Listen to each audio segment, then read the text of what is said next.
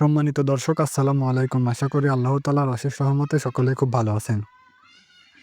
আজকে আমি দুপুরবেলায় ছাগলগুলোকে আজকের দানাদার খাবারটা খেতে দিয়েছি। তারা খুব ভালোভাবেই খেয়ে নিচ্ছে খাবারটা।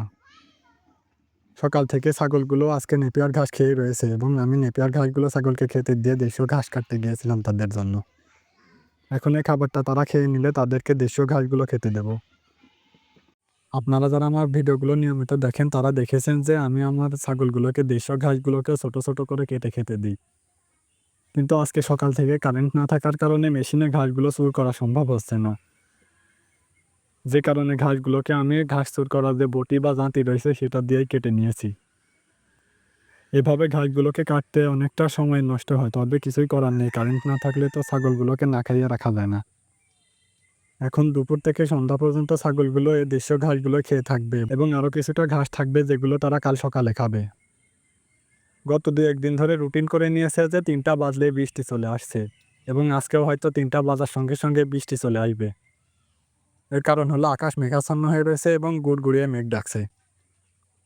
তো দেখা যাক বৃষ্টিটা হয় কিনা। বৃষ্টিটা না হলে অবশ্য ভালো হয়। আপনাদের অবিরাম ভালোবাসা ও সাপোর্টের ফলে আমার চ্যানেলে 50টা সাবস্ক্রাইবার এবং 50 ঘন্টা ওয়াচ টাইম কমপ্লিট হয়েছে। 50টা সাবস্ক্রাইবার এবং 50 ঘন্টা ওয়াচ টাইম হয়তো আপনাদের কাছে খুবই সাধারণ একটি বিষয় হতে পারে, তবে আমার কাছে এটি খুবই বড় একটি পাওয়া। এর কারণ হলো যখন আমি ইউটিউবে ভিডিও আপলোড শুরু করেছিলাম তখন আমার আশা খুবই কম ছিল, কিন্তু আল্লাহ তাআলার অশেষ রহমতে আমার আশা চাইতে আমি অনেক বেশি পেয়ে গিয়েছি। এজন্য আমি কতটা খুশি হয়েছি এটা আপনাদেরকে বলে বোঝাতে পারবো না। তবে যে সকল ভাই ও বোনেরা আমার ভিডিওগুলো নিয়মিত দেখছেন এবং আমার চ্যানেলটিকে সাবস্ক্রাইব করেছেন তাদেরকে জানাই অসংখ্য ধন্যবাদ। এবং আমি ২-১টা ভিডিওতে যে পরামর্শগুলো দিয়েছি এগুলো সম্পূর্ণ আমার বাস্তব অভিজ্ঞতার আলোকে। এ কারণে হয়তো অনেকের সঙ্গে আমার মতামতের পার্থক্য হতে পারে, এজন্য আমি আন্তরিকভাবে দুঃখিত।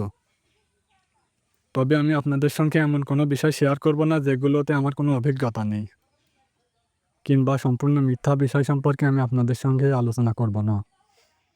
আমি আমার খামারটিকে সারাদিন যেভাবে পরিচালনা করি এগুলোই আপনাদেরকে সংক্ষেপে দেখানোর চেষ্টা করি। এবং যারা ছাগল খামার শুরু করতে চাচ্ছেন তাদের জন্য রইল শুভকামনা। সকলেই খুব ভালো থাকবেন, সুস্থ থাকবেন। আসসালামু আলাইকুম।